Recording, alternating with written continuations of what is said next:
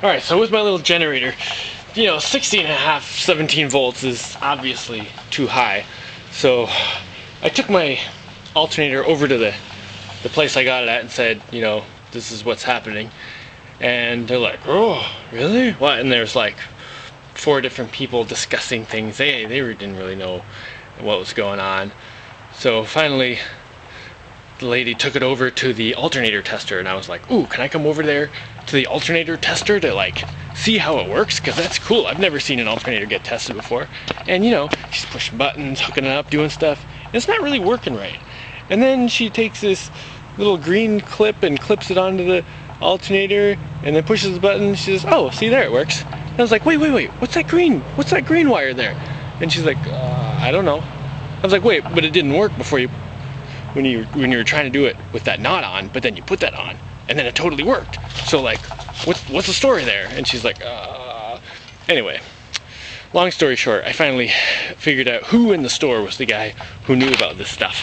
And it's usually the guy who's like the least social, and in this case, yes, it was the guy who mumbles,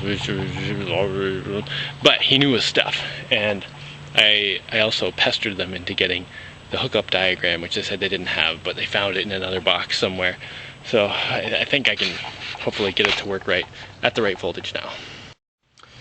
So here's the hookup diagram, and the section I was missing was this whole top part up here, where something comes off the negative, goes through a switch, goes through a fuse, goes through a thing, and then another wire goes to that little whatever number 2 is there. And I bought the lamp. It was kind of expensive. It was like $5 for a stupid little light, but I was like, after all this crap, I just wanted to get it to work. And in the future, I'll probably be able to figure out what the resistance is in this lamp and duplicate it without having to buy the lamp. I think someone actually said it was 10 kilo ohms online. But anyway, I'm just going to try to get the stupid thing to work. So I have to take off this little plug here. And hopefully that's number 1 and 2 on the diagram, 1 and 2. And the lady hooked up the little green wire to this. I'm hoping that corresponds to like the number 1 somehow, because the diagram doesn't say to connect anything here. Okay, I think I've got it. I've got my positive over here that has a straight wire to number 2. Positive straight wire to number 2.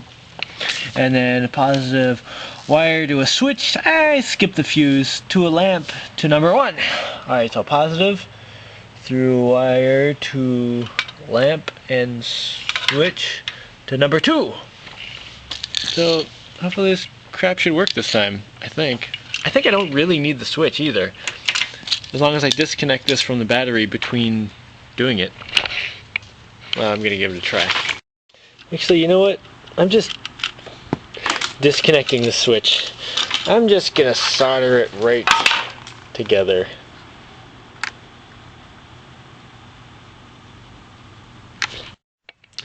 After closer inspection, well, I got this together and it was still saying it was like 16.5 volts. But right now I've got this other voltmeter and it says what I've got it plugged into is 13 volts.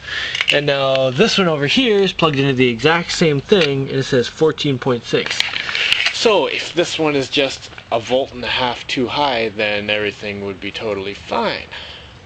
Of course, my little indicator light still doesn't turn on. I don't know what's going on with this stuff. This is why I usually just build things from scratch. At least I know what's going on in all the internal parts then. Alright, I'm gonna hope that this yellow meter is just giving me the wrong answers.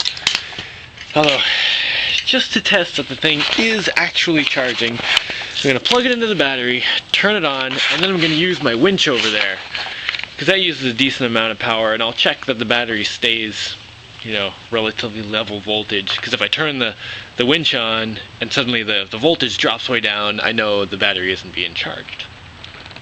I think it's fine though. I just wish I knew if the voltmeter was accurate. Okay, I got both meters plugged into this battery. This one says it's 13.5 volts. This one says it's right on 12. so that supports the theory that this one's just giving me the wrong answers. Alright, this thing has got to be screwed up, because I haven't done anything yet, and it's already gone up to 14.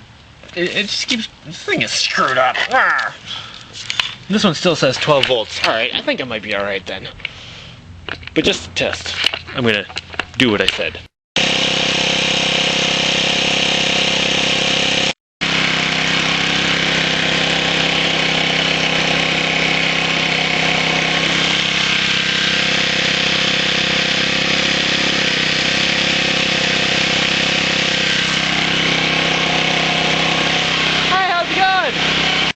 Okay, so yeah, it looks like everything works totally fine.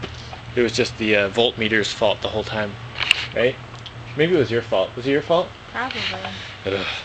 Anyway, it looks like everything's good.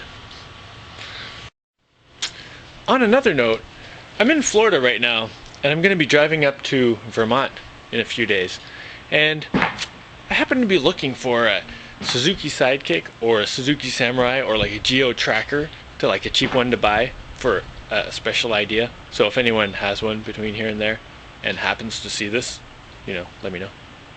Right now it's, what's the date? March 6th. So this won't apply like a week from now. Or maybe it'll apply a week from now. I don't know. It depends where it is and what the situation is. Yeah. Okay, bye. Oh yeah, or if you know of any little tiny four-wheel drive vehicles, that would be cool. Let me know, because then I could try looking for one of those too. Preferably something with low gear. Oh, but it's gotta be street legal too.